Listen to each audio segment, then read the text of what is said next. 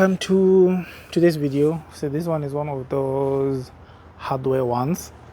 Those of you guys who've been following on the channel know that the 335 is on limp mode. Yeah, I won't be fixing that anytime soon. It's expensive. So to delve back, right, we did the engine overhaul and then we discovered that the eccentric shaft is. Now the problem with that is at BMW they quoted me 23 or 24,000. Sounds like a city golf. So the problem with the eccentric shaft we have right now is BMW quoted me 23 or 24,000, and then I have a friend of mine who works there. Discount it comes down to like 21,000. Yeah, that's a lot. That's a lot. This is excluding like the bearings. So I think in total it's coming down to like 26.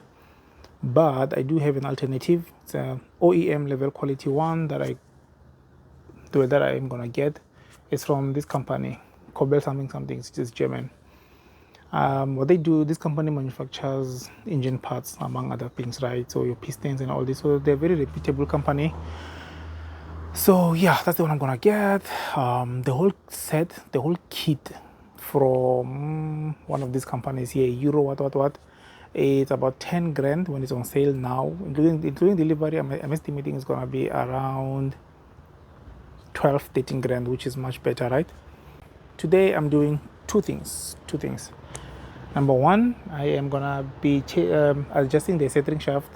So when I disconnected it before to force the car to move over to using the throttle body, right, I didn't adjust like the angle. So it's supposed to be at top dead center.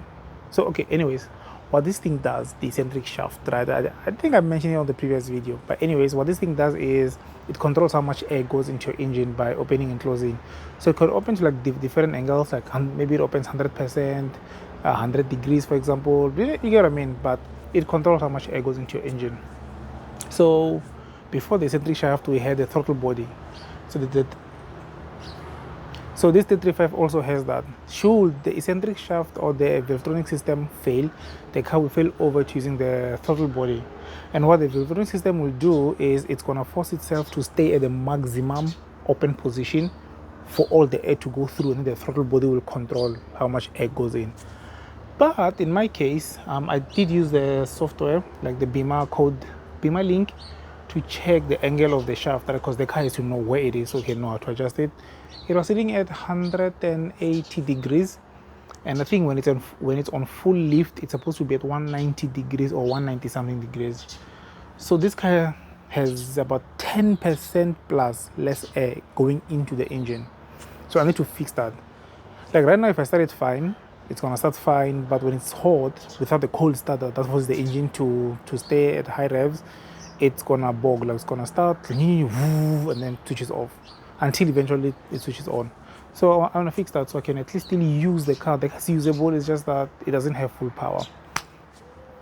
Apart from that, I am doing this.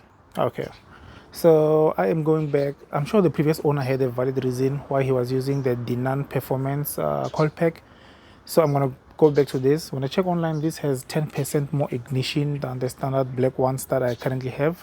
I think it's Bosch. So these are like they're like high performance coils. So I am gonna be going back to them to make sure that the car is as good as yeah. Those are the two things that I'm doing today. What else is coming soon on the car? I don't know. I don't want to spoil it. Okay, so I don't want to make this like a how-to DIY kind of video. There's a lot of videos on how to do this, but to kind of give you guys a rough idea of what I'm gonna be doing is, because anyways it's an N55. Oh, this is, by the way, this is the Valvetronic motor, the servo motor. This is it. Now I've already tried to go through here in order to get the lift. So anyways, in order to lift the eccentric shaft that is attached to this guy, there's an Allen key access here which you can then just spin. It's gonna manually turn the eccentric shaft, right? The problem with that on here, as you can see, there's no space to go through. Even if you remove this, there's no space to get all the way in there. So the only way to reach it is to remove this whole black thing, the valve cover. Removing this thing is a lot of work, so I need to disconnect the fuel rail lines, and then I need to remove this. I think this is a vacuum line, oil line, I don't know, and then disconnect pretty much everything that's going on top of this. And then for this one, it has bolts. I think it's 13 in total. There's one. The other one is literally all the way here, like right there at the back. Like in here, I can feel it now. So that means I need to remove this whole thing, including the brace bar. So there's a bar here. There's a black bar, the strut bar. Then I need to remove it. But yeah, let's get to it. Alright, so it's quite simple, right? The goal is to spin this guy here. So if you check the teeth on this one, they're very, very bad. Come on, focus. It's refusing to focus. There we go. Check the teeth. This thing is so damaged. So because of those damages on the teeth, it's failing to spin properly and engage with this thing. So when it fails to engage, it just, well, pretty much it just doesn't control air well. The rest of the teeth are fine. It's these ones towards the end.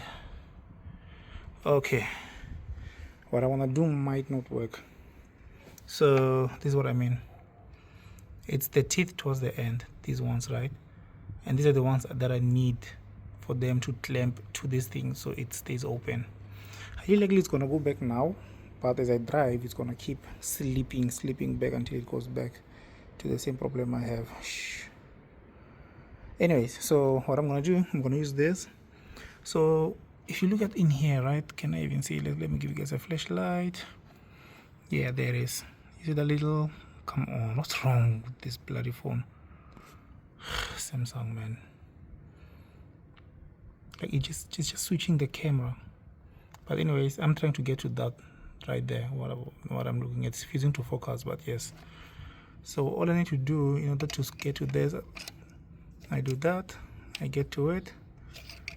Come on, just need to properly, there we go. And then if you look at this as I spin, it's moving backwards.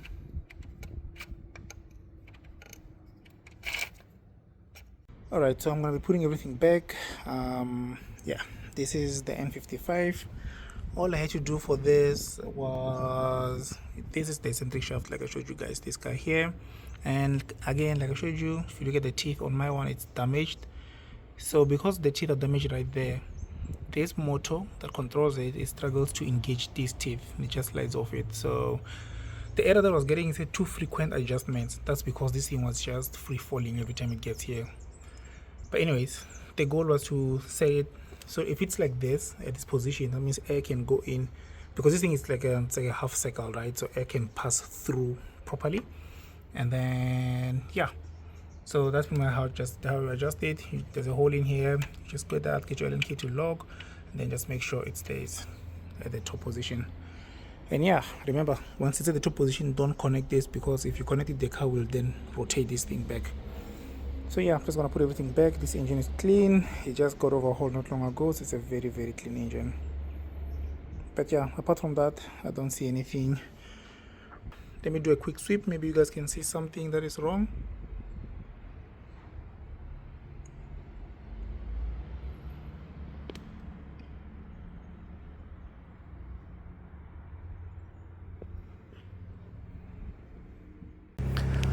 Okay, so unfortunately I did not check the time I started doing this, but I think it was around 1 or 2, so it took me 4 hours, around 4 hours to do this. So if you're gonna be doing something like this, yeah, keep that in mind. But look at this, look at this.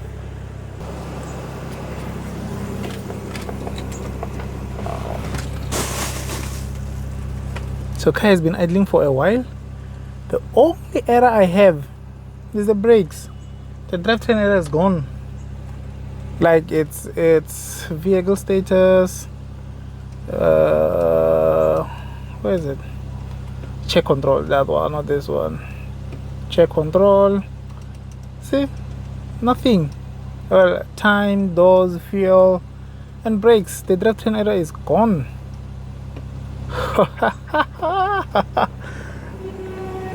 Okay, but before I celebrate too soon, let's go for a drive. I want to see if it's gonna give me at least 80% power.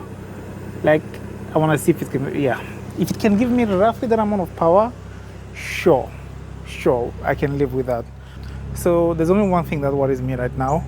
I remember when I picked up this car from the rebuild, right? It had no drivetrain error, it had nothing, but it was in limp mode until I used the BMW software, Easter, to then check and force the car to show all the errors. Then it showed the drivetrain error. I hope it's not that. I did use the app now to check the Valvetronic position, and it's sitting at 191 degrees, which is the maximum lift according to the internet as well. So air-wise, it's running fine. I did put back the old high-performance coils, the red ones, and then when I started it, it misfired for a while. Now it's been idling for about 10 feet, like about 15 minutes. All the misfiring is gone, but I'm sure it's gonna come back when the car starts moving. But I was actually worried about that. It was misfiring and like randomly. My assumption on that was that because I had like paged the fuel system when I opened it, I might have introduced some air bubbles and stuff. Maybe that was what was causing the misfire. But after a while, it stopped misfiring, and it's been idling very, very well for a while. So yeah, I am gonna just go out for a drive now. Yeah, and let's just go test it. I'm actually scared to go test it. Not for the work that I did, but if it's still in limp mode, I'm gonna be sad. I will really, really be sad. But then again, it is to be expected. It does need a new shaft. As you guys saw, like that shaft is messed up. So yeah, let's go.